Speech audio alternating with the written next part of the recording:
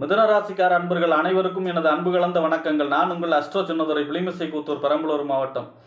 நிகழும் மங்களகரமான குரோதி வருடம் தமிழ் மாதங்களில் 9வது மாதம் மார்கழி மாதம் மிதுனராசிக்காரர்களுக்கு எப்படிப்பட்ட கிரக நிலைகள் இருக்கிறது, அதனால் என்ன பலன்கள் ஏற்படும் என்பதை பற்றி இந்த காணொலியிலே பார்ப்போம். இதுபோன்ற தொடர்ந்து தமிழ் மாத ராசி பலன்களை தெரிந்து கொள்ளவும் ஜோதிட தகவல்களை தெரிந்து கொள்ளவும் நமது சேனல் ஆஸ்ட்ரோ சின்னதுரையை சப்ஸ்கிரைப் செய்து கொள்ளுங்கள், லைக் பண்ணுங்கள், நண்பர்களுக்கு ஷேர் பண்ணுங்கள். அதாவது சூரியன் தனுசு ராசியிலே சஞ்சரிக்கக்கூடிய காலம்தான் மார்கழி மாதம். தனுசுங்கிறது குருவுடைய வீடு. குருவுக்கு இன்னொரு வீடு உண்டு மீனம். ஆனாலும் தனுசுல தான் குரு மூலத்திரிகோணம் அடைவார். மூலத்திரிகோணம் அப்படின்னா அந்த கிரகம் அந்த இடத்துல இருந்தாலும் இல்லைனாலும் அவருடைய ஆதிக்கம் நிறைந்ததாக சொல்லப்படுகிறது. அப்போ குரு தான் தெய்வம். குரு பார்க்க கோடி தோஷ நிவர்த்தி. குருவுடைய அருள் நிறைந்த மாதம் இந்த மார்கழி மாதம். தெய்வத்துடைய அருள் நிறைந்த மாதம். ஏன் பக்தி செலுத்துவதற்கு சிறந்த மாதம். ஏன் அப்படின்னா காலச்சக்கரத்துக்கே 9வது ராசி யாருன்னு எதுனா தனுசு தான். அப்போ அந்த மார்கழி மாதங்கிறது இறை வழிபாட்டிற்கு உகந்தது. இறைவன் நம்மளுடைய கோரிக்கையை கேட்கக்கூடிய மாதம். அதாவது அதிகாலையில் 4 to 6 பிரம்ம முகூர்த்தம் நம்ம எப்படி சொல்கிறோமோ, இந்த தேவர்களுடைய இரவு பொழுது முடியக்கூடிய காலம் இது. அதாவது ஆடி மாதத்துலேருந்து தட்சிணாயனம், ஆடி மாதத்துலேருந்து மார்கழி மாதம் வரை 6 மாதம் தட்சிணாயனம், இரவு பொழுது காலம். ஆக இரவு பொழுது முடியக்கூடிய காலம். அப்போ நம்ம எல்லாம் எப்படி பிரம்ம முகூர்த்தத்தில் எழுந்து இறைவனை வழிபாடு செய்கிறோமோ, அதே போல் இந்த மாதம் முழுவதுமே இறை வழிபாட்டிற்கு சிறப்பானது. அதாவது திருப்பாவை 30 நாளும் பாடுவாங்க. திருமணம் கைகூடக்கூடிய அமைப்பு, அதே மாதிரி தொழிலில் வெற்றி பெறக்கூடிய அமைப்பு, அதே போல் பார்த்திங்கன்னா நினைத்த காரியம்லாம் நடக்கக்கூடிய அமைப்பு. ஏன்னா பிரம்ம முகூர்த்த காலத்திற்கு ஈக்குவலான மாதம், இறை வழிபாட்டிற்கு சிறந்த மாதம் இந்த மார்கழி மாதம். அதே போல் பார்த்திங்கன்னா இந்த மார்கழி மாதத்தில் வீடு சம்பந்தமாக, அதாவது கிரக ஆரம்பம், கிரக பிரவேசம், வாசல் கல் வைக்கிறது, வீடு சம்பந்தமான எந்த ஒரு வேலையும் செய்யக்கூடாது இந்த மார்கழி மாதம். இப்படிப்பட்ட சிறப்பு வாய்ந்த இந்த மார்கழி மாதத்திலே அதிலும் பார்த்திங்கன்னா இந்த மார்கழி மாதம் 15ஆம் தேதி, அதாவது மார்கழி மாதம் 15ஆம் தேதி ஆஞ்சநேயர் ஜெயந்தி, ஆஞ்சநேயர் பிறந்தது. அதாவது அன்றைய தினம் ஆஞ்சநேயரை வழிபாடு செய்வது சிறப்பு. அதிலும் குறிப்பாக சனியால் பாதிக்கப்பட்டவர்கள் வழிபாடு செய்வது அவர்களுக்கு சிறந்த பரிகாரமாக அமையும்.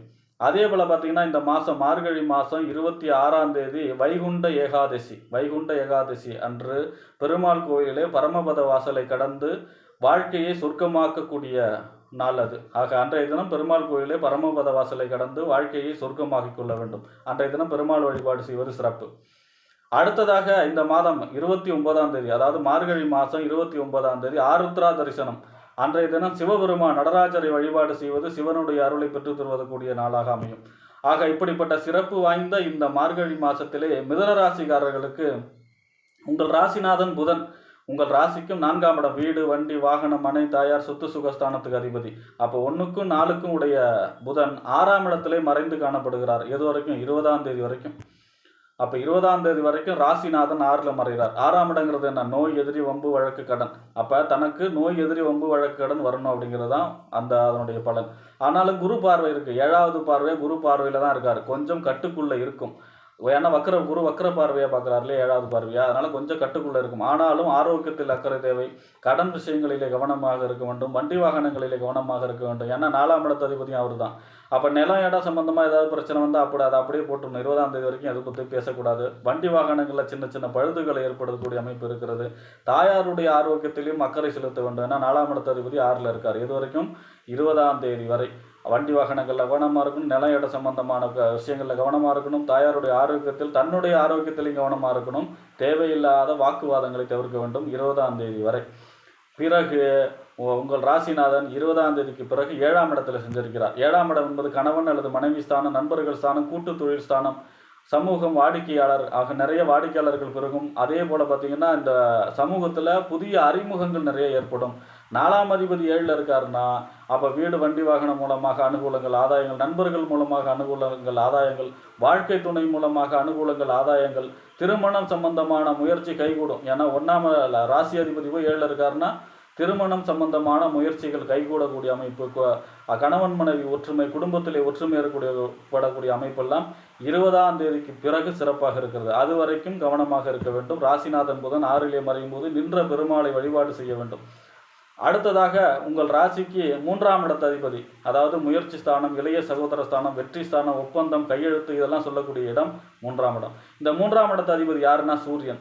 சூரியன் உங்கள் ராசிக்கு 7ஆம் இடத்துல செஞ்சிருக்கிறார். பொதுவாக 7ஆம் இடம் நம்ம ஃபஸ்ட்டு எடுக்கக்கூடிய முயற்சி 3ஆம் இடம். 7ஆம் இடங்கிறது கணவன், மனைவி, நண்பர்கள், கூட்டு தொழில் ஸ்தானம் இல்லையா. அப்போ அதாவது சூரியனே வந்து பிரபலம் புகழ் அதை சொல்லக்கூடியது. அப்போ தனக்கு புகழ் அந்தஸ்து கௌரவம் உயரும். ஏன்னா 7வது பார்வையாக உங்கள் ராசியை பார்க்குறாரு.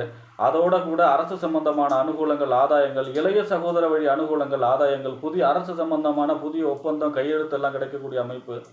அதே போல் பார்த்திங்கன்னா இந்த 3ஆம் இடம் என்பது நமக்கு ஒரு நல்ல செய்தி வந்து சேரும். ஒரு நல்ல செய்தி, ஏன்னா தகவல் தொடர்பு ஸ்தானமும் இல்லையா, அப்போ நல்ல செய்தி வந்து சேரக்கூடிய அமைப்பு.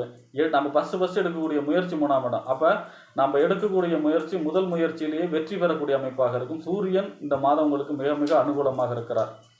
அடுத்ததாக உங்கள் ராசிக்கு 5க்கும் 12க்கும் உடையவர். 5ஆம் இடம் என்பது காதல் ஸ்தானம், புத்தி ஸ்தானம், சிந்தனை, செயல்திறன். 5ஆம் இடம் என்பது பூர்வ புண்ணிய ஸ்தானம், புத்திரஸ்தானம், பதவி, விளையாட்டை சொல்லக்கூடிய இடம். 12ஆம் இடம் என்பது அயன சயன போகஸ்தானம். ஆக இந்த 5க்கும் 12க்கும் உடையவர் யார் அப்படின்னா சுக்கிரன். உங்கள் ராசிக்கு 8ஆம் இடத்துல செஞ்சிருக்கிறார். எத்தனாம் தேதி வரைன்னா 13ஆம் தேதி வரை செஞ்சிருக்கிறார். பொதுவாக 5ஆம் இடத்த அதிபதி 8ல் செஞ்சிருக்கிறார்னா பூர்வீக விஷயங்களில் கவனமாக இருக்க வேண்டும். அதாவது பதவி விஷயங்களில் கவனமாக இருக்க வேண்டும். அதே போல் பார்த்திங்கன்னா 5ஆம் இடத்த அதிபதி 8ஆம் இடத்துல செஞ்சிருக்கிறார்னா பூர்வீகம் சம்பந்தமாக அந்த பங்கு பிரிக்கிறது ஏதாவது பிரச்சனை வந்தால் அதெல்லாம் இப்போதைக்கு ஆற போட்டுடணும். 13ஆம் தேதி வரைக்கும் 5ஆம் அதிபதி 8ல் இருக்கிறது சிறப்பில்லை. காதல் தோல்வி, அதாவது காதல் தோல்வி, காதல் சம்பந்தமான விஷயங்களையும் ரொம்பவும் வாக்குவாதங்களை தவிர்க்க வேண்டும். அதே போல் பார்த்திங்கன்னா 5ஆம் இடங்கிறது புத்தி, சிந்தனை, செயல்திறன் இல்லையா. அப்போ இப்போ சிந்திக்கக்கூடிய செயல் வந்து கொஞ்சம் சரியில்லை. அப்போ அந்த நேரத்தில் கவனமாக இருக்க வேண்டும். மகாலட்சுமி வழிபாடு செய்ய வேண்டும், ஆண்டாள் வழிபாடு செய்ய வேண்டும். 5ஆம் அதிபதி 8ல் இருக்கார், ஆனால் 13ஆம் தேதி வரை தான். 12ஆம் இடத்து அதிபதி 8ல் இருக்காரு, விபரீத ராஜயோகம். அதாவது கெட்டவன் கெட்டிடில் கிட்டிடும் ராஜயோகம். அது ஒரு சிறப்பான யோகம். செலவுகள் கட்டுக்குள்ளே இருக்கும், பயணங்களில் வெற்றி கிடைக்கும், இதெல்லாமே சிறப்பாக இருக்கும். ஆனால் 13ஆம் தேதிக்கு பிறகு 9ஆம் இடத்திலே 9ஆம் அதிபதி சனியோடு சேர்த்து சஞ்சரிக்க போகிறார். இது சிறப்பான ஒரு யோகம்.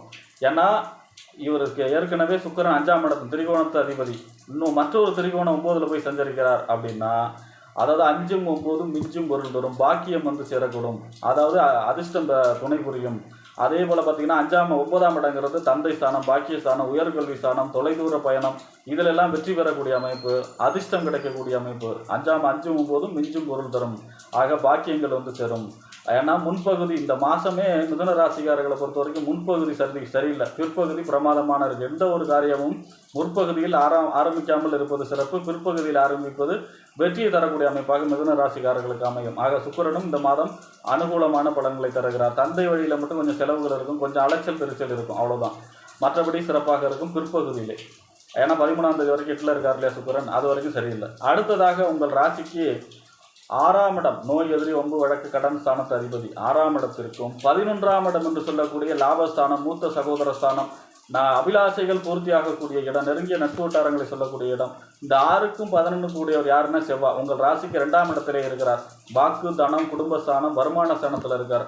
பொதுவாக 6ஆம் இடத்து அதிபதி 2ல் இருக்கார் அப்படின்னா, ஆனால் நீச்சமாக இருக்கிறார். நீச்சமானாலும் வக்கரமாக இருக்கிறார். பொதுவாக உச்சமாகி இருக்கக்கூடிய கிரகம் நீச்சமாச்சு, வக்கரமாச்சுன்னா நீச்ச பலனை செய்யும்.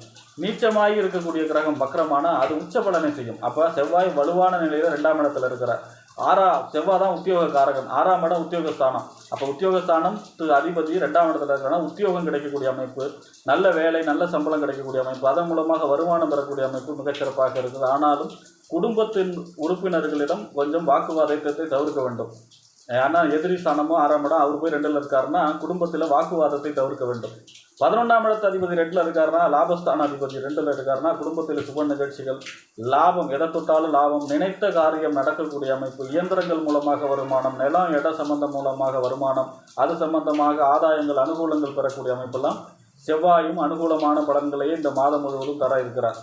ஆக இந்த மாதம் மிதுன ராசிக்காரர்களுக்கு முற்பகுதி சரியில்லை, எந்த ஒரு காரியமும் பிற்பகுதியில் செய்யும் பொழுது மிதுன ராசிக்காரர்களுக்கு வெற்றிகரமான மாதமாக அமையும் என்று கூறி விடைபெறுகிறேன். நன்றி, வணக்கம்.